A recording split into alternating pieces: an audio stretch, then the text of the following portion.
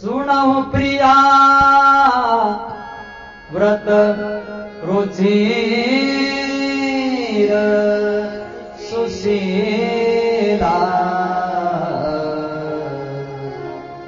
मैं कछु करबी ललित नरलीला. बायकोच्या नावावरची जमीन करून घ्यायची असेल तर बुधोडा मधल्या माणसाने असं ऐकाय बोलायचं, प्रिया तू एवढी मला आवडते, बस तुझ्याशिवाय मला कोणी आठवत नाही. फार मानायचा आपला वकिलाकडून आणि म्हणायचं, सुनो प्रिया आगे पीछे.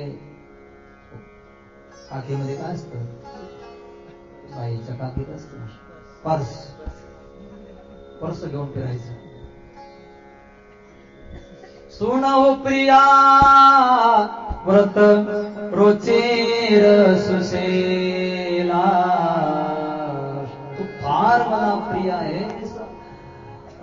रामजी म्हणतात तुला हे काम करावं लागणार आहे, जरा काम करून घ्यायचंय ना, असं गोड बोलावं जरा. मालकानं पण गोड बोलायचं. तसं इकडे गोड बोलतात, मालक गोड बोलतात. भाषा चांगली लातूरची. सातारी भाषा फार कठीण आहे. लका म्हणणार तू म्हणे लकाच्या इकडे नाही.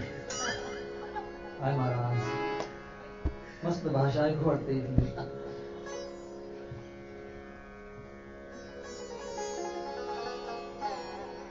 तू प्रिय आहेस मला. तुझं व्रत जे आहे ते व्रत तुझं रुचिर आहे. व्रतशील तू आहेस. दुसरं वचन टाकलं व्रत तुझं एक पत्नी पतिव्रत आहे. तू पतिव्रता आहेस सुशीला, चांगली तू सुशील आहेस. मला एक नरलीला करायची आहे. ललित नरलीला मी करण्याचा इच्छुक आहे. तोपर्यंत तू या अग्नीमध्ये जा. केवढा मोठा प्रस्ताव आहे.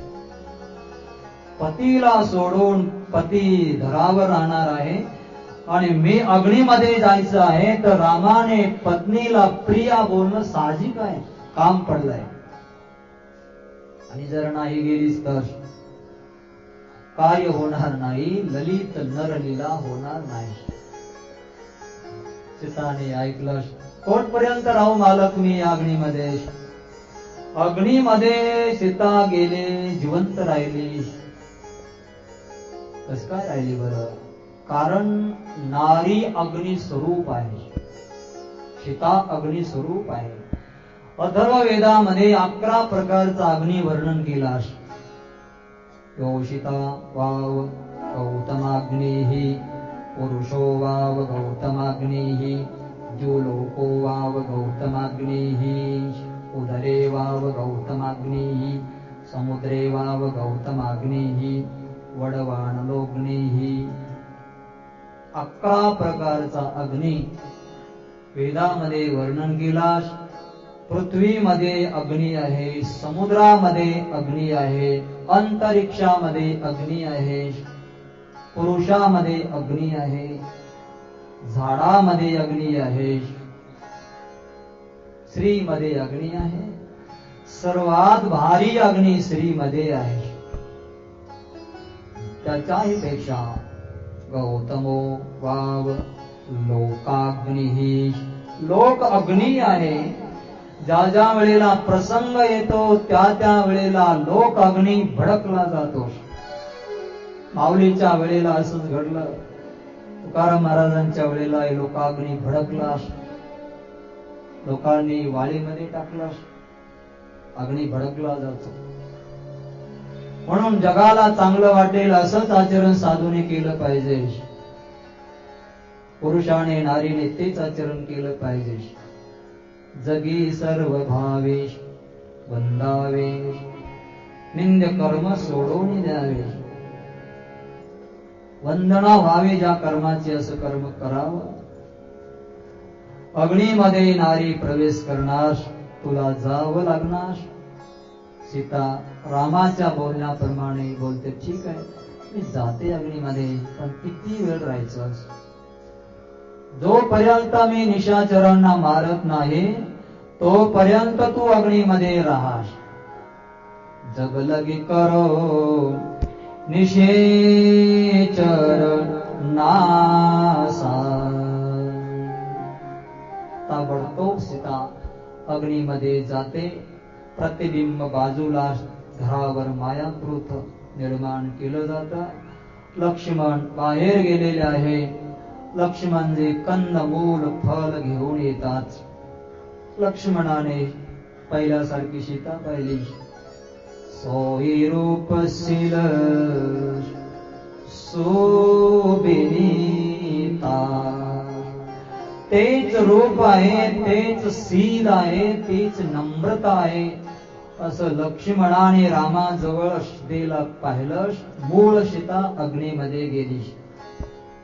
हे प्रतिबिंब आहे, फोटो आहे, तिचा फोटो, छाया मात्र आहे. हे वर्म लक्ष्मणाला कळालं नाही. संपूर्ण अवतार कार्य होईपर्यंत लक्ष्मणाच्या ध्यानात आलं नाही की सीता मायाकृत आहे, प्रतिबिंब आहे.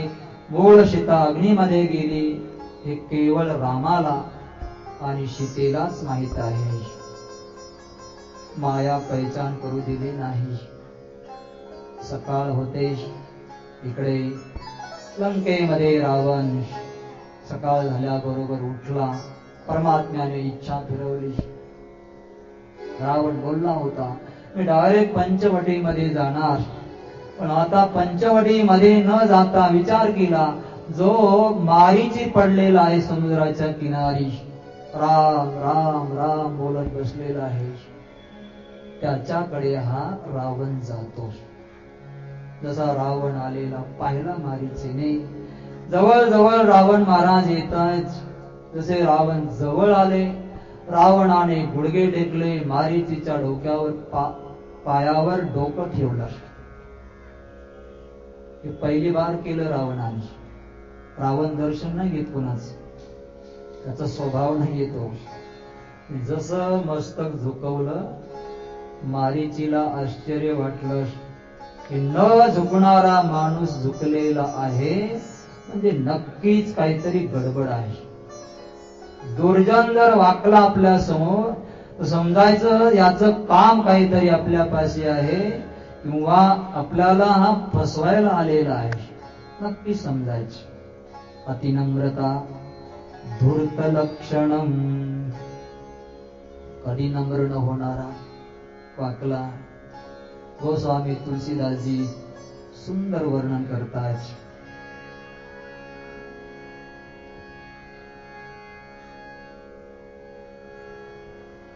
जिमे अंकुश धनु ओरग बेलाई,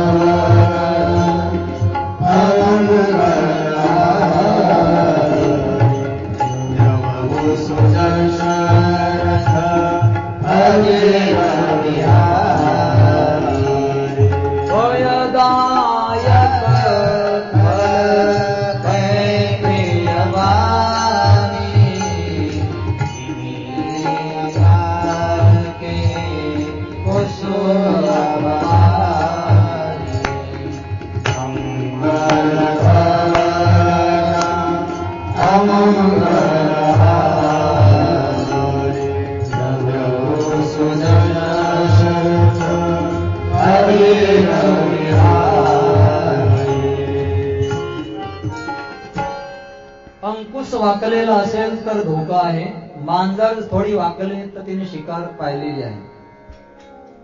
ओरग आणि साप जर वाकला तर समजायचं त्याने दंश करण्याचं लक्ष्य निश्चित केलं.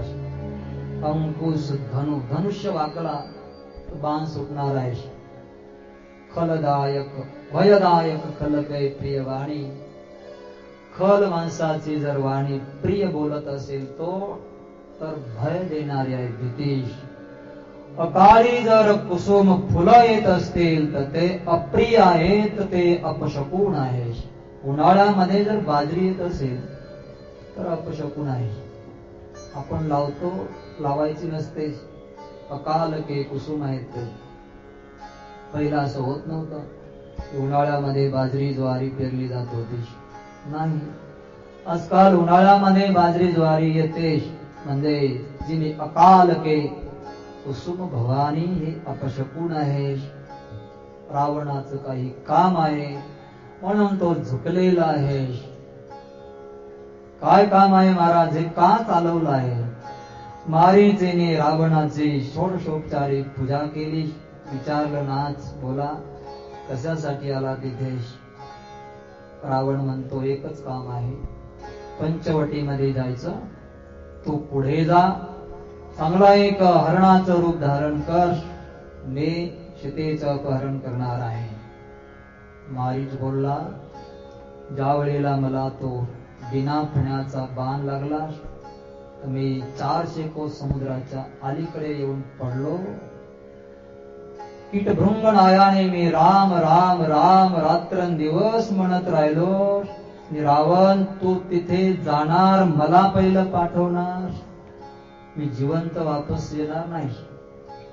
तो चराचर स्वामी आहे, त्याच्या जीवाने आपण जिवंत आहोत. त्याने मारायचं ठरवलं तर मारणार आहे.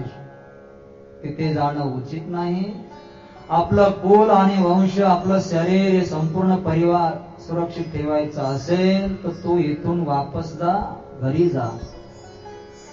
मारीचीचं बोलणं सुरू झालं. रावणाने उच्चार केला, ए मूर्ख आहेस, गुरु सारखं मला प्रबोधन करतोस. शस्त्र काढलं, मारायला धावल्यासारखं केलं. मारीची बोलला, त्याच्या मनामध्ये आलं, आता मरावं लागणार. या दुष्टाच्या हाताने मरण्यापेक्षा रामाच्या हाताने मेलेलं बरं. 9 लोकांचा विरोध करायचा नसतो. शस्त्री, ज्याच्या हातामध्ये शस्त्र आहे, मर्मी, ज्याला आपलं लहानपणापासून वर्म माहित आहे, त्याचा कधी विरोध करायचा नाही. एक तर पहिलं वर्म सांगायचं नाही कोणाला, आणि जर कोणाला सांगितलं तुम्ही वर्म, मग त्याचा गुलाम होऊन राहायचं, त्याला सांभाळायचं. मित्र जरी असले, मित्रामध्ये एवढा विश्वास ठेवायचा नाही की सर्व तुम्ही सांगून द्या. एवढा विश्वास नाही करायचा. आपलं वर्म एखाद्याला माहित असेल तर त्याचा विरोध करायचा नाही. विरोध केला की तो जगामध्ये सांगणार. शस्त्री, वर्मी, प्रभू, जो समर्थ प्रभू आहे त्याच्याशी विरोध करायचा नाही. सठ, जो मूर्ख आहे त्याच्याशी विरोध करायचा नाही. एक मूर्खांचं गाव होतं. सर्व मूर्ख, बहुमूर्ख, षटमूर्ख, कपटमूर्ख, सर्व मूर्ख, मूर्ख विशारद, असे सर्वांची नाव होते. मूर्खांचं गाव. एक मूर्ख बाहेर पौर्णिमेच्या दिवशी पडला, रात्रीचं चंद्र आकाशामध्ये आला. दुसरा मूर्ख भेटला, दोघांचं राम राम श्याम श्याम झालं. एक मला, काय सुंदर सूर्य उगवलाय, कोणाला? चंद्राला. दुसरा म्हणतोय, महामूर्खा, सूर्य नाही चंद्र आहे दोष. मला सूर्य म्हणतो, तुला ऐकायला येत नाही का? हाताला धरलं. दुसरा चंद्रावाला म्हणला, तुला दिसत नाही का? गळ्याला पकड. दोघांची धराधरी सुरू झाली. एवढ्यामध्ये तिसरा सज्जन तिथून चालला होता. म्हणजे त्याला विचार. दोघं त्याच्याकडे आले. सूर्यावाला म्हणतो की हा मूर्ख आहे, हा चंद्र बोलतो याला, हा सूर्य दिसतोय की नाही महाराज? चंद्रावाला म्हणतो, नाही महाराज, हा चंद्र आहे, हा सूर्य म्हणतोय. तुम्ही सांगा बरं नेमकं आहे काय? त्याने ओळखलं, हे दोघंही मूर्ख आहेत. चंद्रावाल्याला जर मी म्हणलं सूर्य आहे, तू चंद्रावाला मारेल. आणि सूर्यावाल्याला जर म्हणलं मी चंद्र आहे, तर सूर्यावाला मारेल. मला कृपा करा, मला माहित नाही, मी आळंदीला राहतो, या गावात नाही राहत. मग ठीक आहे, जा जा. मूर्ख काय बोलतील. त्यांच्या बरोबर विरोध करणं म्हणजे लाथा खाण्याचा प्रकार आहे. स्वस्त्री वर्मी प्रभू सठ धनी. धनवंताशी विरोध करायचा नाही. वैद डॉक्टराशी विरोध नाही करायचा. डॉक्टराशी जर विरोध केला तर कोणतं इंजेक्शन कधी देऊन मारून टाकेल. त्याच्याशी विरोध करायचा नाही. आजकाल लोक डॉक्टरला मारायला भीत नाहीत, त्याला बी मारतात हॉस्पिटलमध्ये. ते हडताल करतात, पेशंट मरून जातात. डॉक्टरा बरोबर कधी विरोध करायचा नाही, गोडीने बोलायचा. वैद कधी कधी असे डॉक्टर असतात की पैसे देऊन सर्टिफिकेट प्राप्त केलेले. तसे डॉक्टर काय कामाचे समाजामध्ये. एका पेशंटचं ऑपरेशन होतं. पेशंटला ऑपरेशन थिएटर मध्ये आणलं. पडदा टाकलेला आहे. नर्स बाजूला उभी आहे. 2-3 डॉक्टरच्या गळ्यामध्ये ते लावलेलं, तोंडाला मास्क बांधलेलं.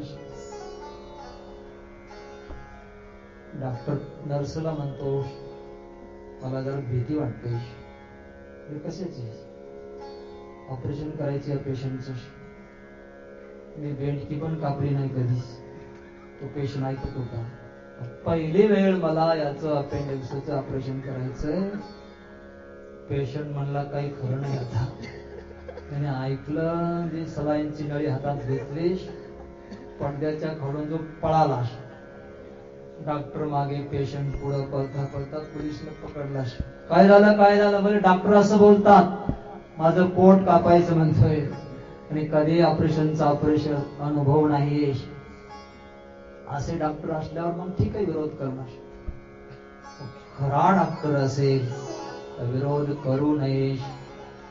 शस्त्री मर्मी प्रभो सट धनी. वैद पंडित विद्वान सगुणी. मंगल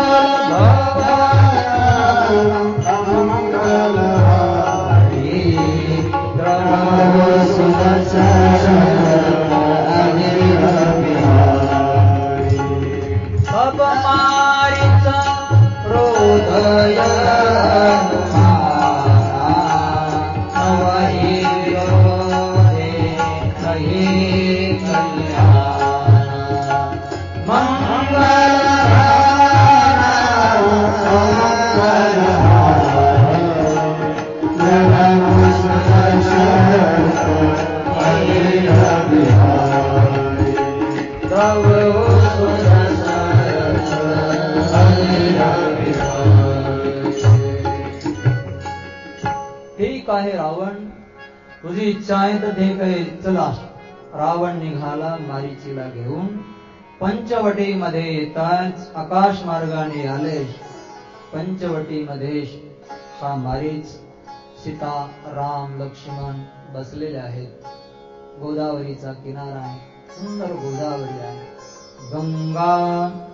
गंगे तियो ब्रूयात् योजनानां शतैरपि. भागीरथी गंगेपेक्षा ही गोदावरी गंगा पुराणी आहे, जुनी आहे. भविष्य पुराणामध्ये याचं वर्णन आहे. गोदावरीचा अर्थ आहे जे आपल्या जीवाला, पापी असो पुण्यवान असो, सर्वांना गोद म्हणजे मांडी कोखामध्ये पाखेमध्ये घेते, त्याच्या दोषाला आवरण टाकते. गोद आवरी, तिथे गोदावरी. ही गोदावरी पवित्र किनारा. गोदाटते निर्मळे, काळ सारावा चिंतने. एकांतवासी गंगा स्नाने. प्रदक्षिणा पूजने, देवाच्या पूजने. प्रदक्षिणा तुळशीच्या. राम, लक्ष्मण, सीता थोडीशी बाजूला बसलेली. राम थोडेसे बाजूला आहे. लक्ष्मणजी थोडे नजरेसमोरच इकडे तिकडे. एवढ्यामध्ये ते हरिण आलं. सुंदर हरणाचं रूप धरलं. कणक देह मणी रुचिर मनोहर सदेह. पूर्ण सोन्याचा देह कातडी बनवली मारीची हरणाची. त्याच्यावर मणी मणी मणी असे ठेके केले काळविट सारखे. सुंदर हरण सोन्याचं बनवून त्या झोपडीच्या पुढे चरत आहे. पहिलं लक्ष्मणाने पाहिलं का लक्ष्मण रक्षा करणार आहे. लक्ष्मणाने जसं पाहिलं त्याच्या लक्षात आलं की हरण चरतय. न पाहिल्यासारखं केलं. रामाने पाहिलं, जवळ आलं. रामाने पाहिलं, बस रामाने पाहून ओळखलं हा मारीची आहे. सीतेने पाहिलं तर गडबड झाली. तिघांची पाहण्याची दृष्टी वेगळी वेगळी आहे. लक्ष्मण आचार्य आहे, वैराग्यवान आहे. 12 वर्ष झोपणार नाही, 14 वर्ष झोपणार नाही. 10 ते 11 वर्ष, 12 वर्ष, 13 वर्ष झाले राम वनवास घेऊन. 14वं वर्ष सुरू होणार आहे. 13 वर्ष वैराग्य धारण केलं ज्या महापुरुषाने. त्याने त्या हरणाला, सोन्याच्या हरणाला पाहिलं पण मन आकर्षण झालं नाही. वैराग्यवान पुरुष आहे. सोने रुपये आमा मृतिके समान, महानेक पाषाण खडे जैसे. सोनं माते के समान आहे, माती समान आहे. हे म्हणण्याचं फार मोठं धाडस लागतं. रात्री आपण घेतलं होतं महाराजांनी. परद्रव्य परणारी याचा धरी विटाळ, साधने तरी हीच दोन्ही, जरी कोणी साधेल. वैराग्य जबरदस्त असे सद्गुरूच्या कृपेने, आशीर्वादाने, तर लक्ष्मणासारखा या सोन्याच्या हरणाला पाहूनही दृष्टी देणार नाही. लक्ष्मणाने दृष्टी दिली, बस काही नाही समजलं. दिसतंय हरण. साधू पुरुषाला सोनं दिसतंस पण मातीसारखंच मानतोस. वैराग्यवान काही नाही, गौण आहे. समलोष्टास्म कांचन असं तू मानतोस. परब्रह्माच्या दृष्टीने सोनं नाही, जे ओरिजिनल आहे ते दिसलं, मारीच दिसला. सीता जेव्हा पाहते तेव्हा ते सोनं दिसलं. हिरे माणिक मोती दिसले. सीता माया दृष्टी आहे. मूळ सीता अग्नीमध्ये, ही माया बिंब वरी, म्हणून ते हरिण सोन्याचं दिसलं. सूर्यनारायणाच्या दृष्टीने मृगजळ नाही. मृगजळ कळतं का? नाही कळतं. मृगजळ झळया आपल्याकडे काय झळयाच नाही. डोंगर असावा, कडक ऊन पडलेलं ते दिसतं. मासे पाणी वाहते असं दिसतं. त्याला मराठवाड्यामध्ये बीड जिल्ह्यात झळया म्हणतात. झळया आपल्याकडे पण झळयाच म्हणत असतात. काही जास्त लांब नाही. झळया. सूर्याच्या दृष्टीने त्या झळया आहेत का? नाही. बरोबर आहे. आजीनं बरोबर मान हलवली. नाही. सूर्याच्या दृष्टीने झळया नाही. आपल्या दृष्टीने आहे की नाही? आपल्या दृष्टीने आहेत पण खोट्या. आपल्या दृष्टीने त्या झळया दिसतात, पाण्यासारख्या दिसतात पण पाणी नाही. सूर्याच्या दृष्टीने त्या दिसतही नाही, त्याला माहीतच नाही की झळया आहेत, काय पदार्थ आहे. माणसाच्या दृष्टीने दिसतात पण खोट्या आहे, खोटं पाणी दिसतंय. हरणाच्या दृष्टीने त्या झळया खरं पाणी दिसतं.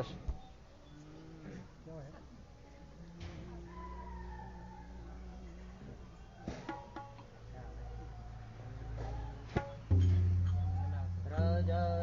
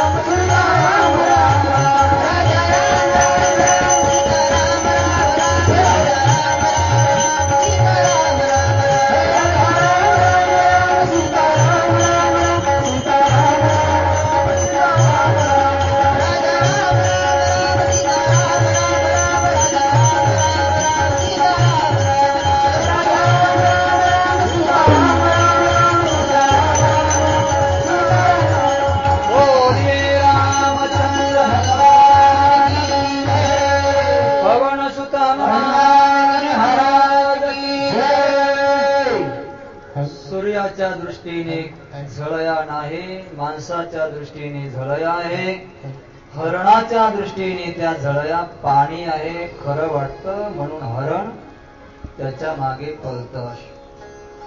रामाची दृष्टी सूर्याची दृष्टी आहे, म्हणून सोनं नाही वारीच आहे. लक्ष्मणाची दृष्टी जीवाशी आहे, सोनं आहे पण काही घेणं देणं नाही, दिसलंय मिथ्या आहे.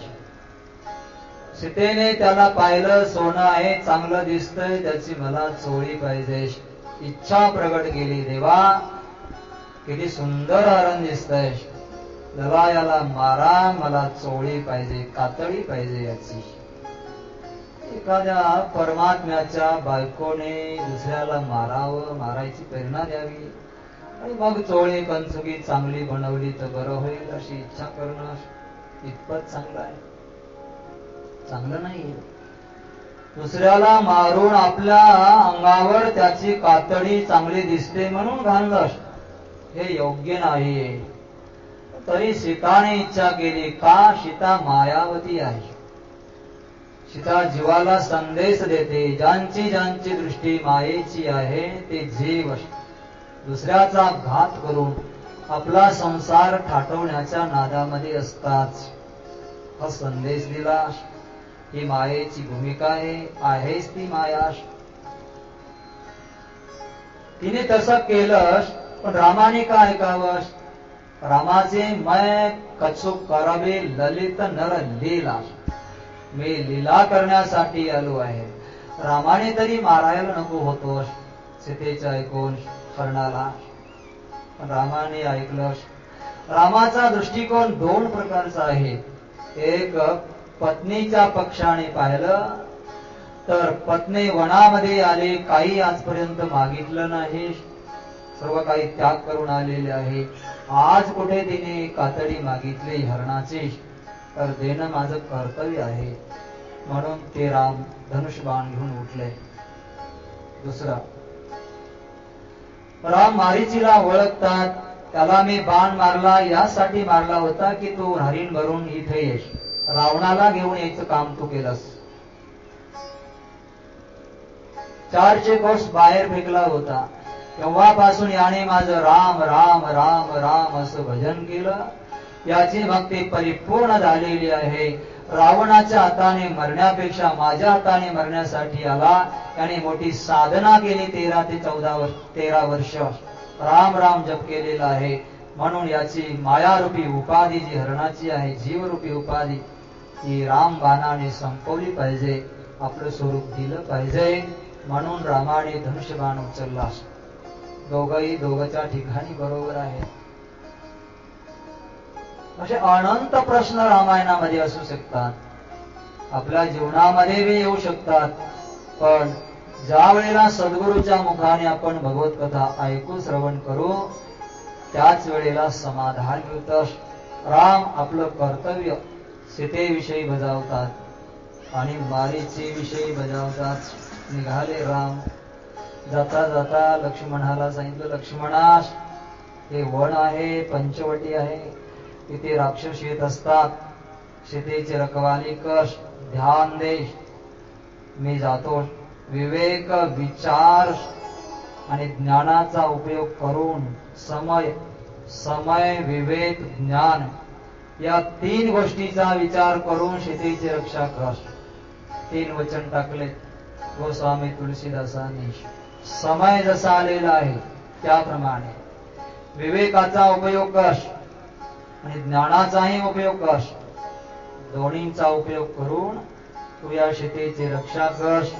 मी जातो. रामजी निघाले. मारीच हा हरणाच्या रूपामध्ये पुढे पळतोय. कधी गुप्त होतो, कधी प्रगट होतोस. रामाला कधी कधी माग पाहतो, दर्शन घेतोय, कधी कधी पुढे पळतो, पुन्हा माग पाहतोस. दर्शन घेत घेत घेत घेत रामाला त्याने लांब असं नेलं. शेवटी रामाने बाण संधान केला. तसा बाण लागला या मारीचीला. लक्ष्मण लय प्रथम ही नामास. पहिलं नाम या मारीचीने लक्ष्मणाचं घेतलं. हे लक्ष्मणा, धाव लक्ष्मणा. रामाच्या वाणीमध्ये तो बोलला, पाचे सुमिरन मन मोहू राम किन्नाश. नंतर रामाचं त्याने स्मरण केलं.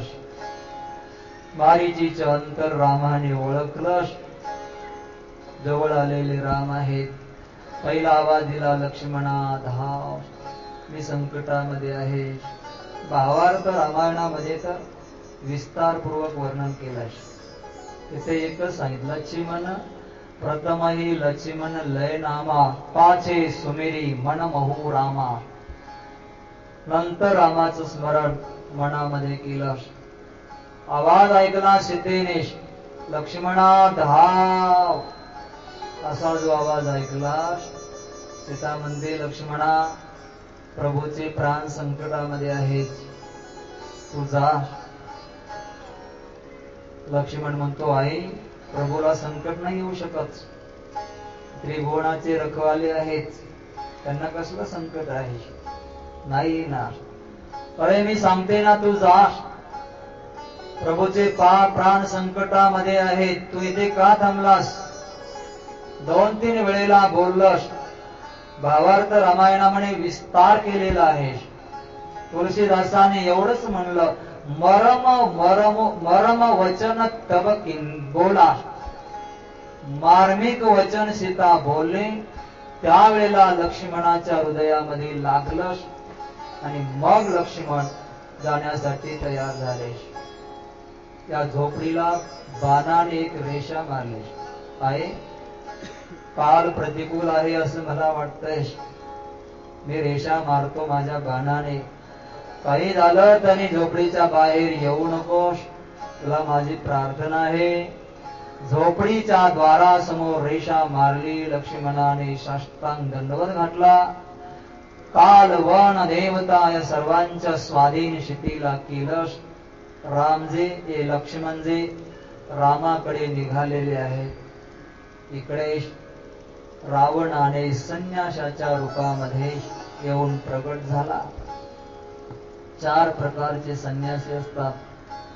यापैकी जो संन्याशाचं रूप रावणाने धारण केलं आहे, ते रावणाचं दंडे स्वामी जे संन्यासी आहेत, त्यांचं रूप धारण केलं. दंडे स्वामी संन्यासाच्या हातामध्ये